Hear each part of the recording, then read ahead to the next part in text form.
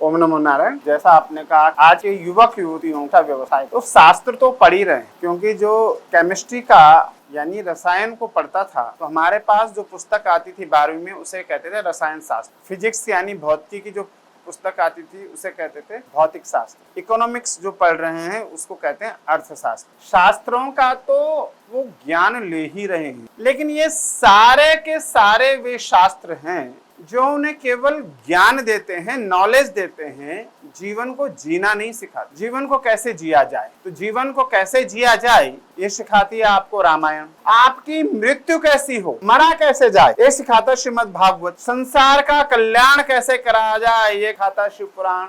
अब हमारी भौगोलिक स्थिति क्या है ये सिखाता स्कंद पुराण।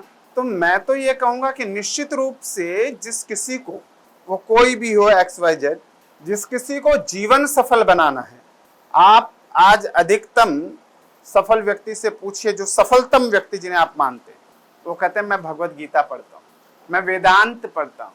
हमारे कुछ शिष्य हैं जो यूरोप में हैं, वो वहाँ के एक संत से वेदांत सुनते हैं ऑनलाइन, उनको कुछ पे करते हैं।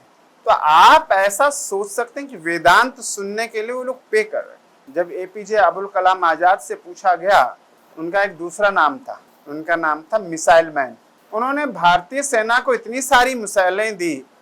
जब वो वैज्ञानिक सलाहकार थे रक्षा मंत्री के भारत सरकार के, उनसे पूछा गया कि आपने इतनी सारी मिसाइलें कहाँ से ली, आपको कहाँ से इनकी जानकारी मिली?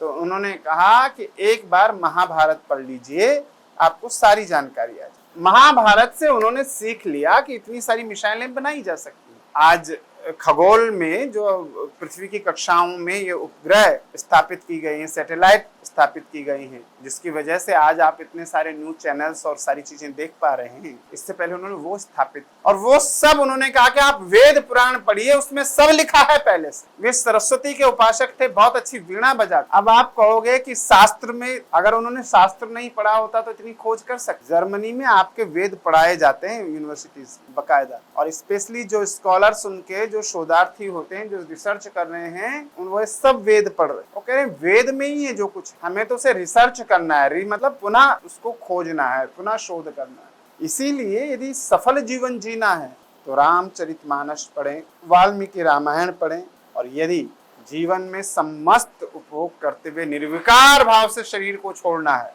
कबीरा जब हम पैदा हुए जग हंसे हम रोए, ऐसी करनी कर चले कि हम हंसे जग। तुम कब हंसोगे मृत्यु के समय? जब तुम्हें पता होगा कि ये कुछ नहीं है, तो घटना मात्र है। हंस का अंशी में मिलना है, मिश्री का दूध में मिलना है, एकाकार हो जाना है, हमने तो ईश्वर में मिल जाना है। विद्यालय में नहीं पढ़ाया जा रहा है किसी भी कारण से, तो समस्त भारतवर्ष के बालक को किसी भी धर्म में हो, किसी भी मजहब में हो, किसी भी संस्कृति में पले बड़े हों, उनके घरों में रामचरितमानस साधारण है, नहीं तो वाल्मीकि रामायण आप लोग पढ़ें, घर में पढ़ें, घर में रहकर पढ़ें। और शास्त्र का ज्ञान आपको, जो हमारा शास्त्र का ज्ञान, वो आपको जीवन जीना सिखाएगा, सफल जीवन जीना सिखाएगा। आप में कभी नर्वसनेस नहीं आएगी। वरना आपने सुना कि अभी जैसे ही रिजल्ट का समय आता है बोर्ड एग्जामों के, आपने सुना होगा सैकड़ों लड़के फांसी पर चढ़ जाते हैं, सुसाइड कर लेते हैं, आत्महत्या कर लेते हैं। ये क्यों होता है? क्योंकि उनके जीवन में सब कुछ है सिवाय आत्म बल के, विल पावर के। और वो विल पावर कहाँ से मिलेगी?